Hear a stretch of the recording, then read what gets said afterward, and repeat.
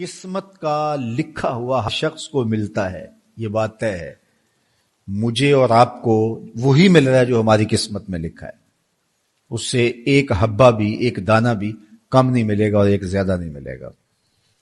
صحیح حدیث ہے، بخاری کی دیگر کتب حدیث میں موجود ہے، جب بچہ شکم مادر میں 120 دن کا ہوتا ہے، تو 4 ماہ کا جب بچہ شکم مادر میں ہوتا ہے تو اس کی روح پھونکی جاتی ہے، تو فرشتہ آ کے اس کی عمر بھی لکھ جاتا ہے، اس کا شقی و سعید ہونا بھی لکھ جاتا ہے، اور اس کا رزق بھی لکھ جاتا ہے۔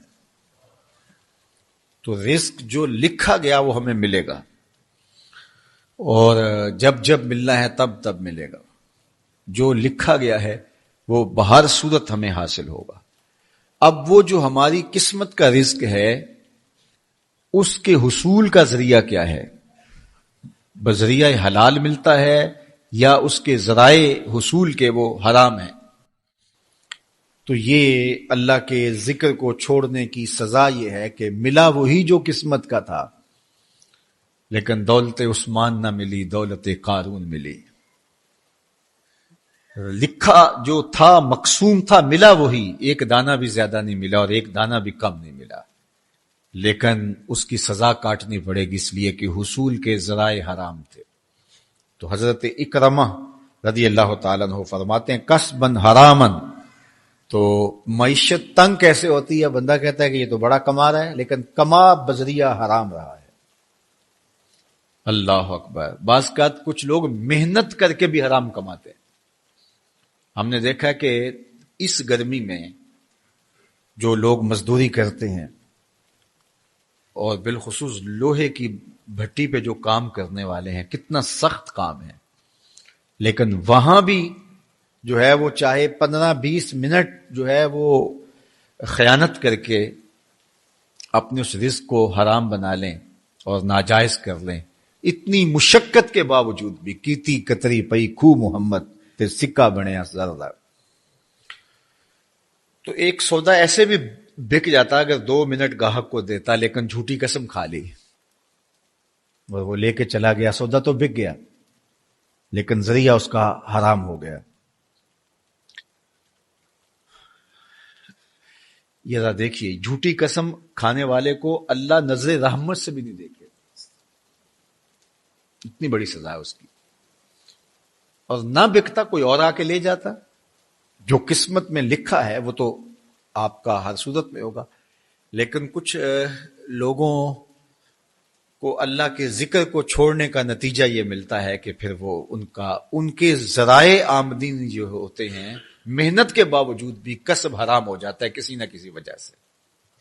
کئی لوگ دودھ اکٹھا کرتے رہتے ہیں، آخر میں ایک قطرہ پیشاب کا ڈال دیتے ہیں۔ سادہ مثال آپ کے سامنے رکھ، کتنی محنت سے وہ کیا تھا، تو اپنی ساری محنت کو ضائع کر دیتے اور حرام کا ٹانکا لگا دیتے، ایک قطرے سے وہ سارا ضائع کر بیٹھتے۔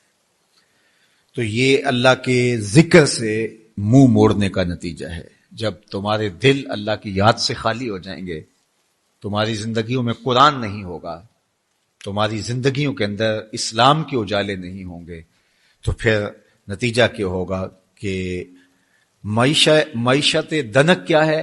کسبن حرامن۔ دوسرا معنی کہ تنگ زندگی، تلخ زندگی، جو حضرت عبداللہ ابن عباس سے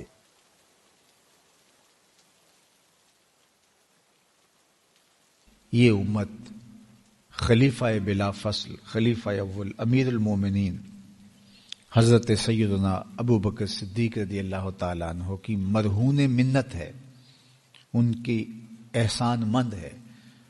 اقبال نے کہا تھا امن الناس بر مولائے ما، کلیم اول سینائے ما، ہستی او کشت ملت را چوں ابر، ثانی اسنین و غار و بدر و قبر۔ کہتے ہیں کہ وہ شخص جس نے ہمارے آقا و مولا پہ سب سے زیادہ احسانات کیے، اور میرے آقا کریم نے ارشاد فرمایا میرے اوپر جس نے بھی کوئی نیکی کی میں اس کا بدلہ چکا دیا دنیا پر ہی، لیکن ایک ابو بکر ایسے ہیں جن کی نیکیوں کا بدلہ قیامت کے دن رب ہی چکائے گا۔ یہ حضور علیہ السلام نے ارشاد فرمایا۔ اور پھر میں ما نفعنی مال احد قط، ما نفعنی مال ابی بکر، مجھے کسی کے مال نے اتنا نفع نہیں دیا جتنا ابو بکر کے مال نے نفع دیا. اپنا سب کچھ حضور کی راہوں میں نچھاور کر دیا. مال پیش کیا، جان پیش کی، اولاد پیش کی، وقت دیا، ایک ایک سانس حضور کے نام کر دی. کہتے ہیں حضور علیہ السلام کا سایہ نہیں تھا، لیکن ابو بکر رضی اللہ تعالیٰ عنہ سایہ بن کے حضور کے ساتھ رہے، سائے کی طرح حضور کے ساتھ رہے. بدر کے ساتھی، حضر کے ساتھی، سفر کے ساتھی، غار کے ساتھی، حد ہو گئی مزار کے ساتھی. اللہ اکبر. ایک دن حضور ایسے نکل رہے ہیں مسجد نبوی سے تو کوئی لوگ داخل ہو رہے تھے، تو حضور کے دائیں ہاتھ میں ابو بکر کا ہاتھ تھا، بائیں میں حضرت عمر کا ہاتھ تھا. تو حضور ایسے دونوں کے ہاتھ پکڑ کے باہر نکل رہے تھے، تو کسی کو اندر آتے دیکھا تو اس کو دیکھ کر کے کہا قیامت کے دن ہم قبروں سے یوں ہی اٹھائے جائیں گے، میرے دائیں ہاتھ میں ابو بکر کا ہاتھ ہوگا، بائیں ہاتھ میں عمر کا ہاتھ ہوگا. اللہ اکبر. سیدہ کہول اہل الجنہ، جنت کے بوڑھوں کا سردار کہا. ابو بکر فی الجنہ، جنت کی بشارت دی. عشرہ مبشرہ میں سے پہلا نام حضرت ابو بکر رضی اللہ تعالیٰ عنہ کا. فرمایا میرے 2 وزیر آسمان پہ ہیں، 2 وزیر زمین پہ ہیں. آسمان پہ میرے 2 وزیروں کا نام جبرائیل و میکائیل ہے، اور زمین پہ اوپر میرے 2 جو وزیر ہیں، ایک کا نام ابو بکر ہے، ایک کا نام عمر ہے. تو کیا شان ہے حضرت ابو بکر صدیق رضی اللہ تعالی. ہر نبی کا صحابی عظمتوں کے معراج پہ ہے، لیکن جو شان حضور کے اس جان نثار کو دی گئی ہے، اللہ اکبر. قرآن نے بھی کہا نا وَثَانِيَ اثْنَيْنِ إِذْ هُمَا فِي الْغَارِ. اللہ اکبر. 2 میں سے دوسرا، اللہ اکبر. جب وہ غار میں تھے، 2 میں سے دوسرا. اس لفظ کی خوبصورتی ملاحظہ کیجئے، 2 میں سے دوسرا. حضرت عمر کہا کرتے تھے، حضرت صدیق اکبر کا ذکر کرتے ساتھ رو پڑتے اور کہتے کہ ابو بکر میری ساری زندگی کی نیکیاں لے لیں، وہ غار والی ایک نیکی مجھے دے دیں. ساری نیکیاں زندگی کی ابو بکر لے لیں، ایک نیکی غار والی مجھے دے دیں. تو ان کی ساری نیکیاں ایک طرف اور ابو بکر کی ایک نیکی ایک طرف. اور حضرت عمر کہا کرتے تھے کاش میں ابو بکر کے سینے کا بال ہی ہوتا. کوئی کم شان ہے؟ یہ حضرت عمر کہہ رہے ہیں. یہ عمر جس کے بارے میں میرے حضور علیہ السلام نے فرمایا کہ میرے بعد اگر نبوت کا دروازہ بند نہ ہوا ہوتا، میرے بعد اگر کسی نے نبی ہونا ہوتا تو وہ عمر ہوتا. اتنی شانوں کے مالک. ان الشیطان یفر من ظل عمر، شیطان عمر کے سائے کو دیکھ کے بھاگ جاتا ہے. وہ عمر کہہ رہے ہیں کاش میں ابو بکر کے سینے پر لگا ہوا بال ہی ہوتا. یہ شان ہے، یہ عظمت ہے. سارے حضور کے صحابی عظمتوں کے معراج پر، لیکن ان کی شان ہی وکری ہے.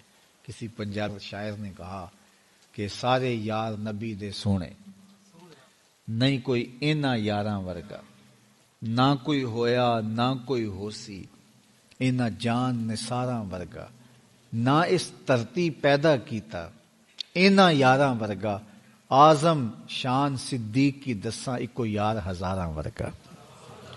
وہ عظمتوں کی کس معراج پہ امن الناس بر مولائے ما، کلیم اول سینائے ما، ہستی او کشت ملت راچو ابر، ثانی سنین و غار و بدر و قبر.